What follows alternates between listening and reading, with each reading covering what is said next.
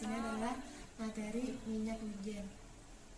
Wijen adalah minyak nabati yang berasal dari ekstraksi biji wijen.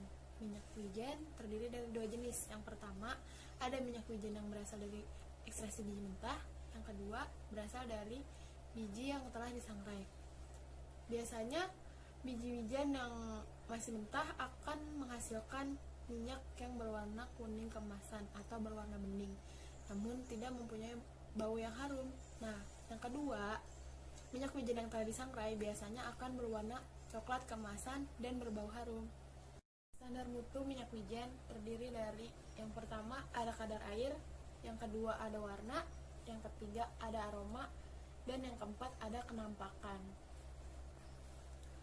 Mengapa ada kadar air? Karena semakin tinggi kadar air dalam minyak, maka kualitas minyak tersebut akan semakin rendah. Selanjutnya, mengapa ada warna? Warna jingga atau kuning pada minyak disebabkan oleh adanya pigmen karotin yang larut dalam minyak. Warna tersebut dipengaruhi oleh variasi suhu proses yang digunakan dalam pembuatan minyak tersebut. Yang selanjutnya ada aroma.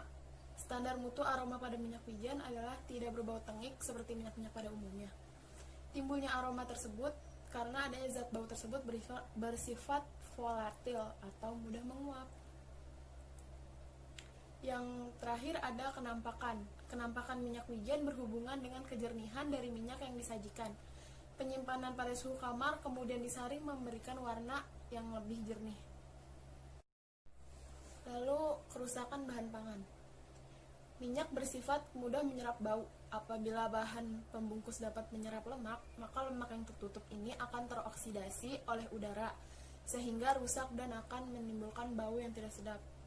Bau dari bagian lemak yang rusak akan diserap oleh lemak yang ada dalam bungkusan, sehingga seluruh lemak akan rusak.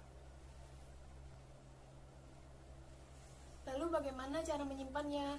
Untuk mencegah minyak agar tidak berbau tengik, simpan minyak wijen di dalam lemari es atau pendingin. Minyak wijen sendiri dapat disimpan selama 6 bulan jika kita menyimpannya dengan benar.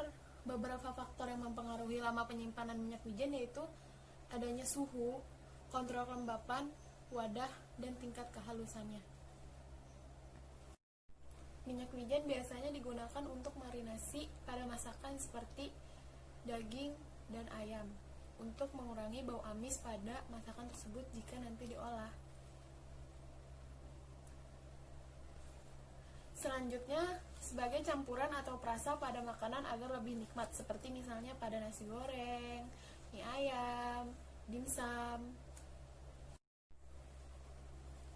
Yang terakhir, minyak wijen dapat membuat mie tidak lengket ketika direbus, serta membuat mie kenyal. Perkenalkan, nama saya Melisa Putri dari Gizi S1 Harapan Indah. Di sini saya akan menjelaskan materi tentang minyak dan lemak. Yang ingin saya jelaskan adalah materi minyak zaitun. Yang pertama ada tanaman zaitun. Tanaman zaitun itu memiliki beberapa ciri. Ciri yang pertama itu ada tumbuh sebagai pohon atau perdu hijau abadi yang mempunyai bunga berbentuk lonceng. Yang kedua, pendek dan gemuk, tingginya jarang melebihi 8-15 meter.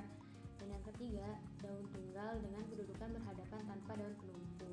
Berwarna hijau keperakan, berbentuk lonjong dengan panjang 4-10 meter dan lebar 1-3 meter. Nah, zaitun mulai berbuah pada saat umur 5 tahun dan usianya dapat mencapai ribuan tahun.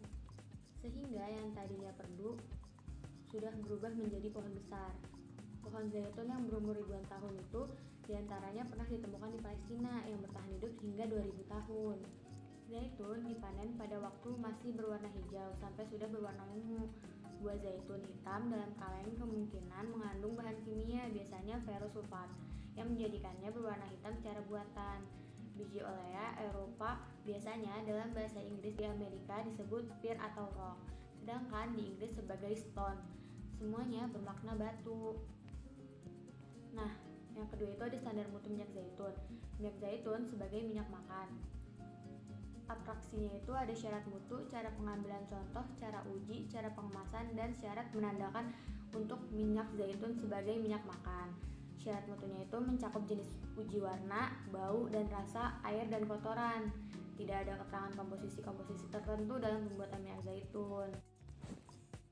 Yang ketiga, kerusakan minyak. Selama proses penggorengan akan mempengaruhi mutu dan nilai gizi dari bahan pangan yang digoreng.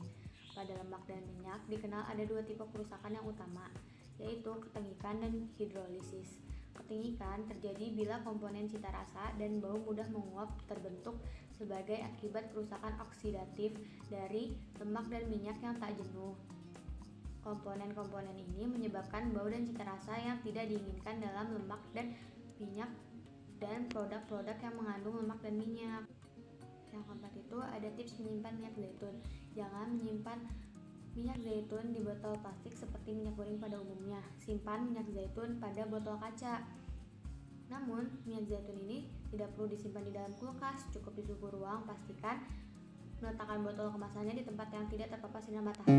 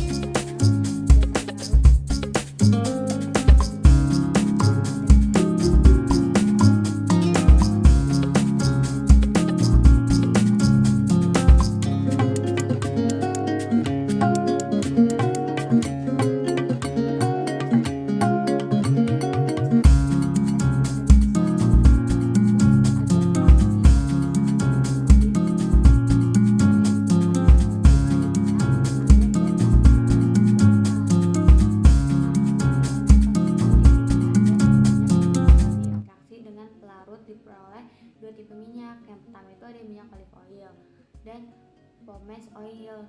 Nah, olive oil itu yang dipres tanpa pengolahan selanjutnya kecuali pencucian, dekantasi, sentrifugasi, dan filtering. Terus yang pomace oil itu minyak yang diperoleh dari hasil ekstraksi ampas dengan pelarut.